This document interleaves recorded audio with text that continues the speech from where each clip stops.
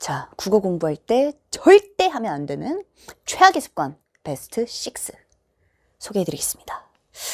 의외로 너가 지금 공부를 하고 있을 때 생각보다 왜 점수가 잘 안 오르지? 뭔가 약간 답답한 느낌, 굉장히 답보 상태에 머물러 있는 이런 느낌이 들 수 있어. 그런 느낌이 들었을 때 의외로 너희들이 이걸 하고 있을 수 있다. 자, 그렇다면 얘들 역으로 너희가 이 최악의 습관 베스트 6를 버리신다면 점수 오릅니다. 무조건 점수가 오르게 되어 있어. 왜냐면 굉장히 중요한 포인트 6가지가 딱 들어가 있거든. 궁금하니? 자, 얘들아, 첫 번째, 확증 편향에 사로잡히는 겁니다. 잠깐. 쌤이 극복 방법 딱 2가지를 알려드릴게. 자, 딱 2가지야. 첫 번째, 당연히 그럼 뭘 하면 될까? 모든 선지를 보시면 됩니다. 모든 선지를 읽는 거야. 예전에 그 쌤 제자 중에 이런 친구가 있었어.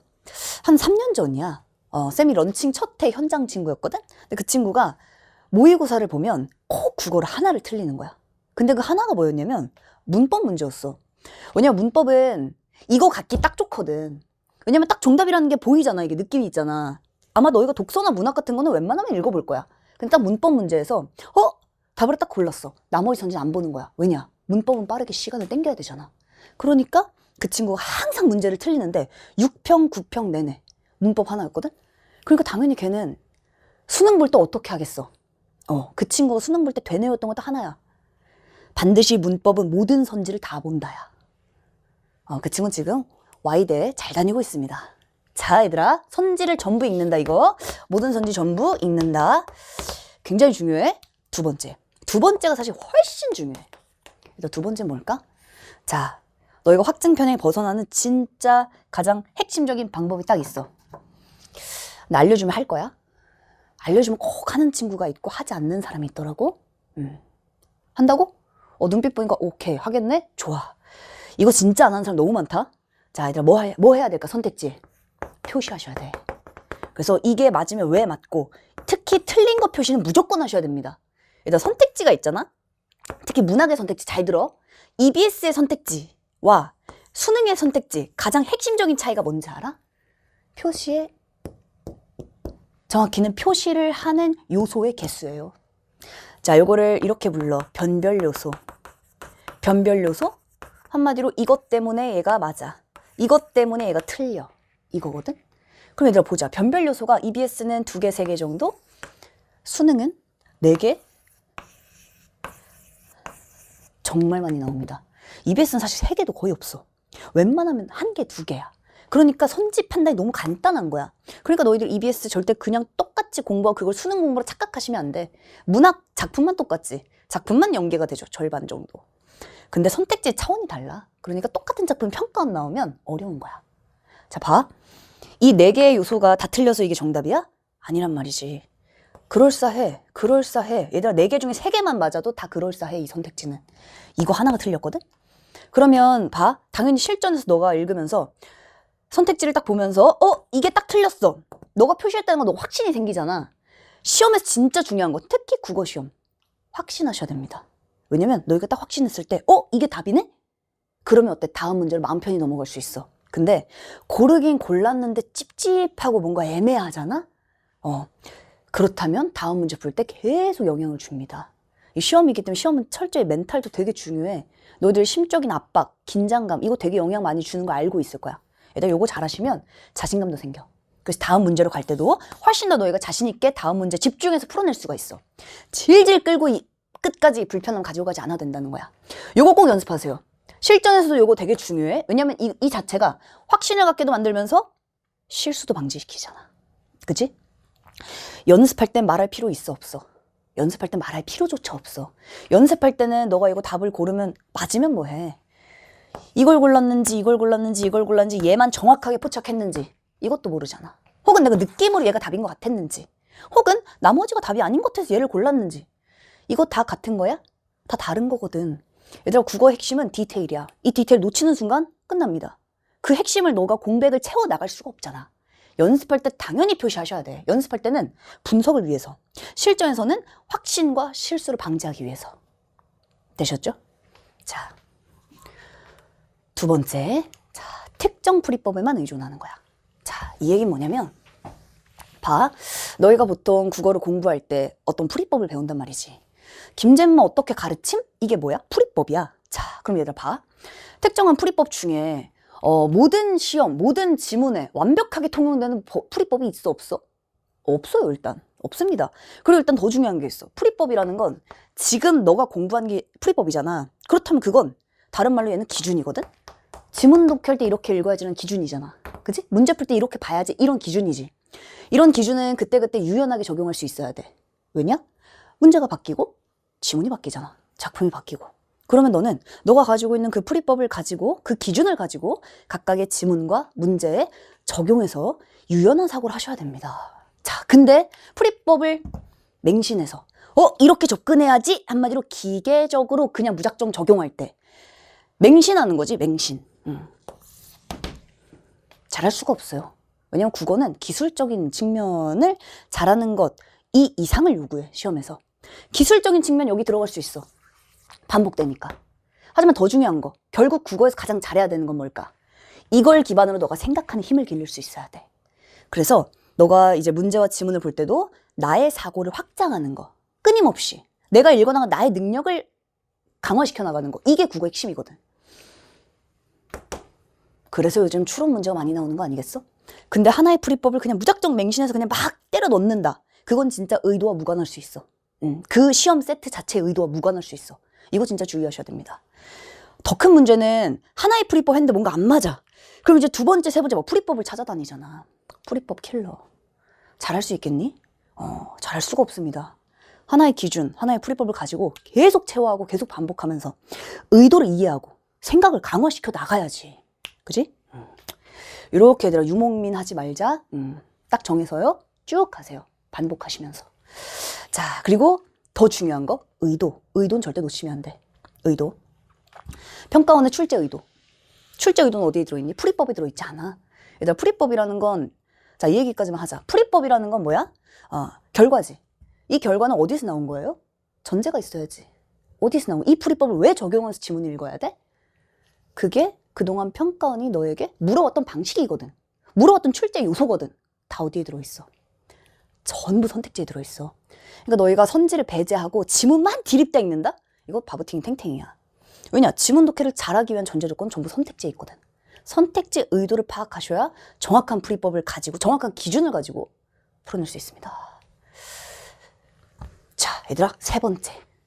이거 진짜 중요한데 오답 분석 소홀히 하는 거. 잠깐. 에이, 이거 되게 막 초등학교 오답 이렇게 생각했구나. 그렇지 않다? 얘들아 봐. 특히 이런 자세 최악이야. 오답 분석을 안 해서 점수가 안 나오는 거야 지금. 봐. 이거 원래 아는 건데 내가 실수해서 틀린 것 같아. 내가 문제를 잘못 읽었어. 혹은 해설지 보고 이해했어. 넘어가. 얘들아 그래서 진짜 점수가 안 오르는 거다. 이거는 쌤이 진짜 안타까워서 하는 얘기야. 너희들 오답 분석할 때 그냥 해설지 보고 혹은 그냥 강의 듣고 해소하지 않아? 그건 해소가 아니에요. 왜냐? 그건 너의 문제가 아니거든? 너의 답이 아니거든 그거는? 자, 너희가 강의를 딱 듣고 저런 내용이야? 지문 듣기 저렇게 하는 거야? 끄덕끄덕? 이 끄덕끄덕은 너의 머리에 사고가 생긴 게 아니야 그거는. 그거는 강의를 듣고 너가 그 강사의 강의력 혹은 강사의 독해력에 감탄하고 끝나는 겁니다. 딱 덮은 다음에 너의 머릿속에 뭐가 있어야 돼? 그래서 인문지문은 이걸 봐야 되는구나. 인문지문 이게 출제 의도구나. 이게 출제 포인트는 이렇게 읽어야지. 그러니까 너의 머리에 있어야지. 그걸 만들어주는 가장 핵심적인 건 오답 분석을 하는 거야. 자, 오답 분석 쌤이 딱 요 얘기까지 할게. 두 가지. 어떤 내용이 들어있어야 될까? 해설지 보지 마세요 얘들아. 왜냐면 해설지는 그냥 설명밖에 안 돼 있어. 그 설명은 다른 지문에 전혀 통용되지 않아. 그럼 그 설명 봐서 뭐 할 거야? 당연히 이 내용이 이렇게 있으니까 이게 답이겠지 당연히. 다른 문제 풀 때 어떻게 적용할 거야? 첫 번째, 자, 내가 왜 이 오답을 골랐는가? 너의 사고의 복기가 필수입니다. 너의 머릿속을 헤집지 않고 절대 점수 안 올라. 해설지만 디립다 보고 강의만 얘들아 1년 동안 풀커리 쫙 타봐. 풀커리 한 2개 타면 잘 나올까? 잘 안 나오거든. 왜냐? 이걸 안 했는데 내 머릿속에서 뭐가 공백인지 내가 뭘 놓쳤는지 뭘 봐야 되는지가 없는데 어떻게 점수가 잘 나올 수 있어. 그래서 두 번째, 복귀하셨으면 내가 정답을 찾기 위해서는 어떠한 사고를 했어야 하는가. 내가 개념 정의를 놓쳤는가. 정의와 예시를 연결하지 않았는가? 인문지 문제에 사람의 생각에 집중하지 않았는가? 기술지 문제에 구성요소의 요소를 놓친 거 아닌가? 구성요소의 기능과 역할을 안 본 거 아닌가? 쌤이 지금 되게 빨리 말했는데 요거에 대한 사실은 너희가 가장 큰 고민도 많고요. 나는 고민한 친구들은 진짜 도와주고 싶어. 왜냐면 이거에 대한 고민이 아예 없는 사람은 그냥 말 그대로 그냥 억지로 하는 거랑 똑같아. 그냥 하라니까 하는 거. 그거 말고 너가 진짜 쌤 저 오답 분석 하고 싶은데 오답 분석 방법을 모르겠어요. 요거 있다? 쌤이 그래서 체크리스트를 만들었어. 너희가 오답 분석은 요걸 체크하면 너의 머릿속 공백 찾을 수 있어. 이거는 내용에 해당되는 거 아니고 이거 해설지 아니야. 체크리스트는 쌤이 표로 딱 만들어 놨거든? 요거에 관련해서 쌤이 유튜브로 올리도록 하겠습니다. 김잼마 유튜브에 사실 이미 쌤이 요거 찍어서 다 올려놨다? 근데 이제 너희가 김잼마 유튜브보다 대성 유튜브를 많이 보길래 이걸로 다시 한번 찍고 있는 이 아픔 느껴지니 체크리스트 쌤 유튜브에 올릴게. 그래서 요거는 너희가 꼭 참고해서 너희들의 부족한 지점, 너희의 그 답답함 그거를 꼭 해소했으면 좋겠어. 자, 이 오답 분석이 성적 향상에 미친 영향. 이거 내가 더 이상 말하고 싶지 않아서 쌤이 논문을 가져온 거야. 우리나라의 논문이 정말 많아요, 이게. 너무 많아서 그냥 대표적인 어떤 최신 논문들 몇 개를 가져왔어. 이거는 얘들아, 무조건 오답 분석 해야지 성적이 올라간다라는 이 증거 자료는 차고 넘칩니다, 정말.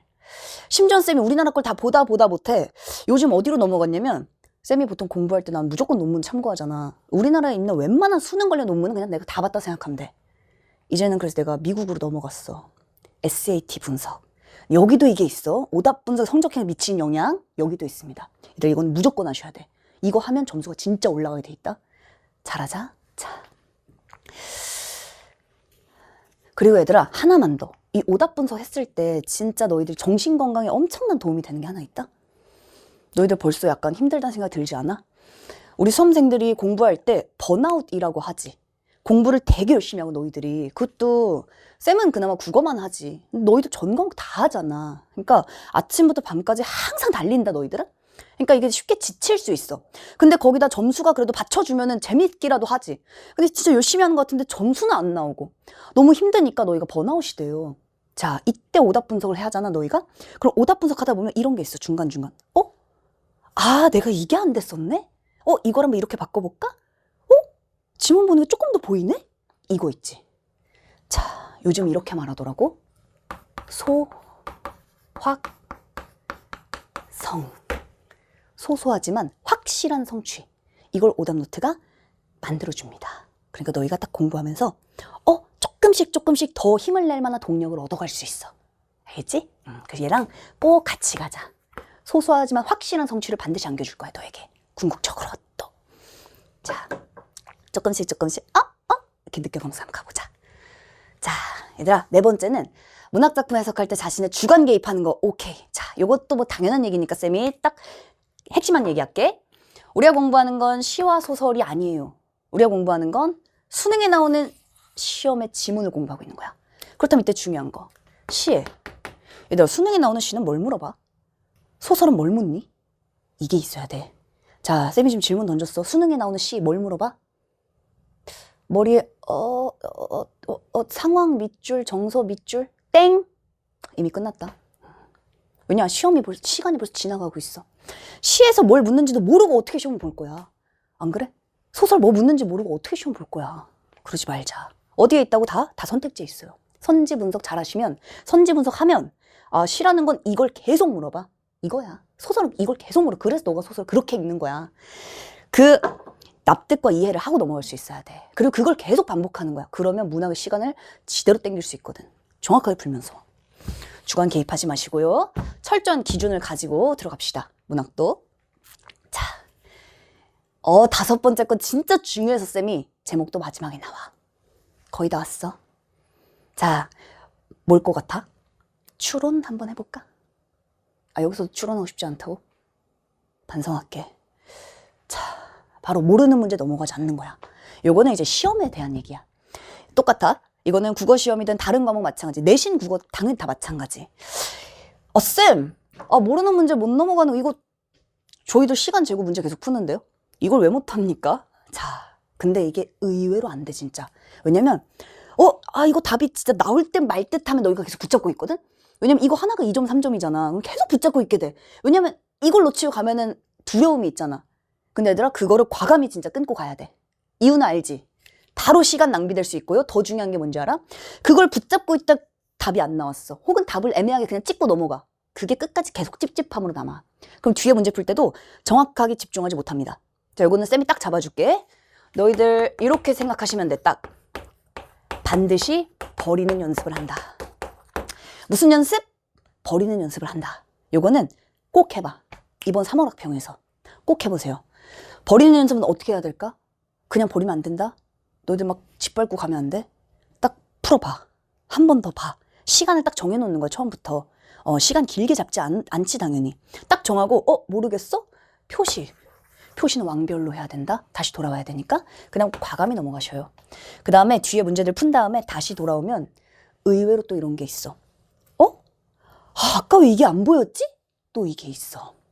진짜 시험이 멘탈과 다르지 않아, 얘들아. 멘탈과 되게 긴밀하게 엮여 있거든? 그래서 너희가 다시 돌아가서 풀어보면 의외로 답이 쉽게 보일 수도 있으니까. 혹은 답이 안 보여도 관계없습니다. 뒤에 문제들 잘 풀어내면 너희들 어때? 한두 개 틀린다고 1등급 안 나오니? 그렇지 않잖아? 나머지 문제들 영향 주지 마. 요거는 꼭 연습하셔야 돼. 의외로 못 버린다, 진짜. 미련이 생겨, 사람이라. 딱 버리고 바로 넘어가는 거. 연습. 연습하면 할 수 있어. 자, 얘들아, 오늘의 마지막. 오늘의 마지막은 쌤이 생각할 때 이 장기전에서 가장 중요한 거야, 이게 바로. 요겁니다, 얘들아. 너희가 국어를 공부할 때 이건 어떤 과목이든 마찬가지겠지? 이 마음을 너무 잘 알지. 왜냐면 우리는 성과를 원하거든. 그것도 빠른 성취. 마음도 되게 불안하고 계속하는데 내가 잘하고 있는지에 대한 고민도 당연히 있을 것이고, 그리고 점수도 잘 받고 싶고, 그것 때문에 너무 힘들고. 정말 수험생활이라는 건 오로지 이것 때문에 우리가 진짜 흔들리잖아. 일희일비 할 수 있거든? 근데 자, 국어라는 시험은 지식 습득이 아니에요. 그래서 너희가 지식을 많이 알고 단순히 문제를 많이 풀었다 점수가 잘 나오지 않아. 그래서 천천히 녹익는 게 중요해. 자, 그래서 얘들아, 생각의 체계가 만들어지는 거야. 단기간에 드라마틱한 성적을 기대하고 실망하지 마, 특히나. 국어 공부는 아까 쌤이 말했잖아. 너희가 오답 분석, 이거는 진짜 소소하게 잠깐만, 조금의 성취. 이렇게 보는 거야? 조금 더 보이네? 이거야. 점수는 팍 안 나올 수 있어. 근데 이런 자신감이 있어야 돼. 쌤 제자 중에, 쌤이 자주 하는 얘기 중 하나인데, 쌤 제자 중에 절대 잊을 수 없는 친구. 9평 딱 끝난 다음에 4등급이 나온 거야. 너 9평 때문에 수능 직전이잖아. 딱 4등급 나오니까 이 친구가 어땠을까? 애가 막 눈웃음 장난 아니더라고. 웃고 있어. 그래서 너무 힘들었나 생각을 했거든. 근데 그게 아니야. 그 친구 딱 하는 말이 이거였어.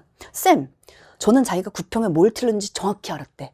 모든 문제를 다 분석해보니까 이래서 내가 이걸 잘못 생각했고, 이래서 실수했고, 이래서 얘를 놓쳤고, 이제 이렇게 바꿔서 내가 이렇게 해야 된다는 걸 정확하게 알았다는 거야. 뭘 기반으로? 선지 분석, 오답노트 기반으로. 그래서 그 친구가 수능에서 100분이 99 받았습니다. 완전 잘했어. 자, 얘들아,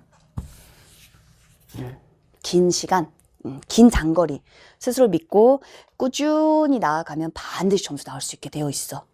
쌤이 뭐라 써놨어? 반복은 반드시 차이를 만들어냅니다. 얘들 힘들어도 우리 반복 또 반복하자. 그럼 반드시 어제와의 차이를 만들어낼 수 있어. 자, 쌤의 생각보다 약간 길어졌네. 너희들 길면 클릭 안 하는데 이거 정말 중요하니까 얘들아, 꼭 이거 가지고 절대 이런 실수 하지 말자. 우리 3월 학평 화이팅!